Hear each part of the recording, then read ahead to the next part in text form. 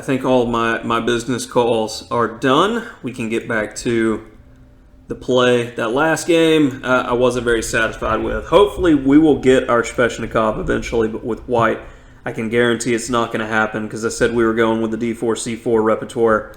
And I'm going to go with knight F3. D takes C4, not a big fan of there. E3, A4 is the plan. And I'm going to go knight C3 and give him some opportunities to play different. Like D takes C4 is the Dutch variation.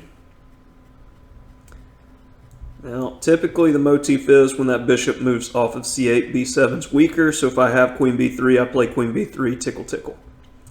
Then you want to do this, which will develop the rook. And I'm controlling the E4 square, so I don't know if that was too hot. Alrighty, I didn't consider that.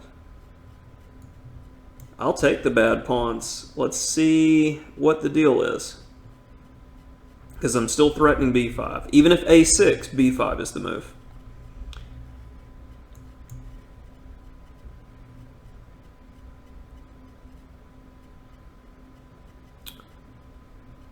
Seems solid enough.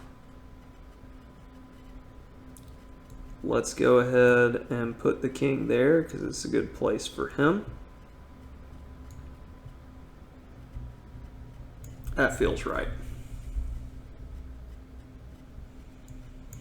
Now I want to look at knight A4, maybe even B4 first, maybe play B5 again, B4, B5. It's looking kind of interesting.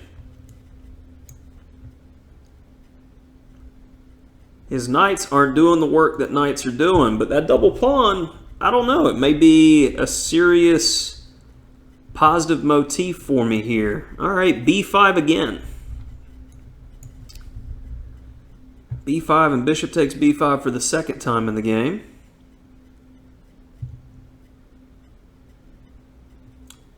How are you going to get rid of it, though?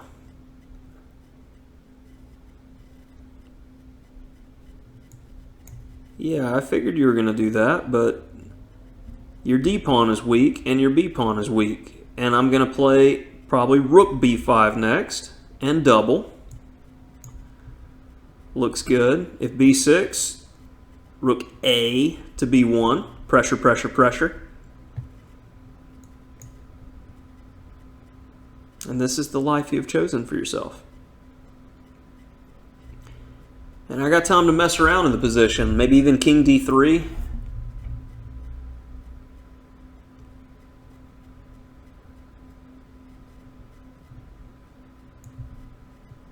Yeah, he can take with the rook, though.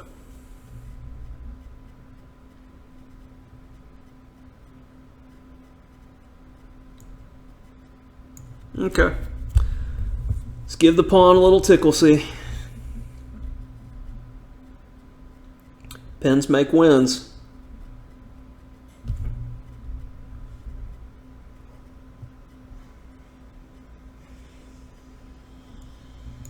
Tickle, tickle.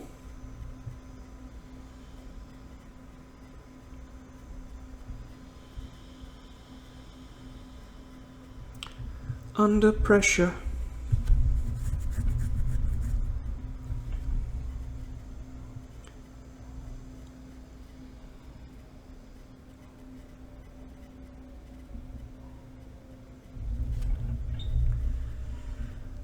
When in doubt.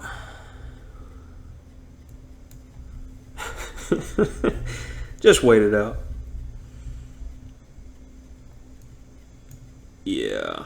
Sometimes that extra waiting move is all you need to let them break their own back.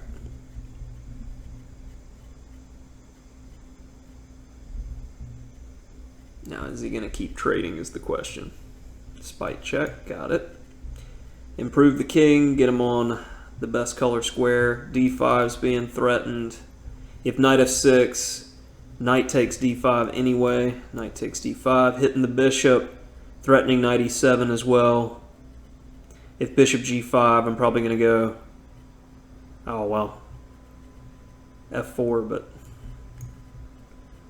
this doesn't look appealing.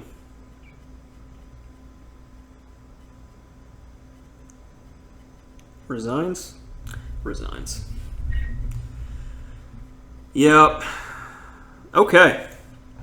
So that was one of the games. I felt better about my quality of play in that one, maybe because I don't have any more business phone calls popping up. But when you see bishop g4 this early, sometimes knight e5 is an idea, but I was comfortable with queen b3 and c5. Let's see how accurate I was with the database, because I felt pretty good about this. All right, c4, c6, knight f3, knight f6, knight c3, bishop g4. And e3 is the number one move. Queen b3 is 1, 2, 3, 4, fifth choice down, but wins 71%.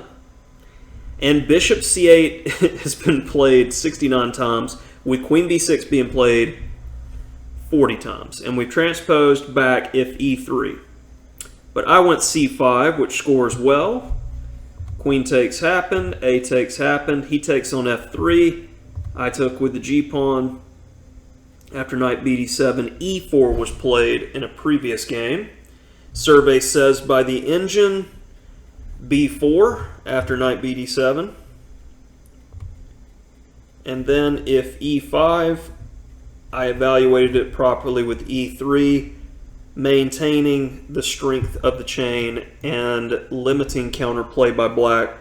So, no games. It was a novelty around e5, but I handled it appropriately. So that shows you how you can handle these early bishop moves when it's a light square bishop.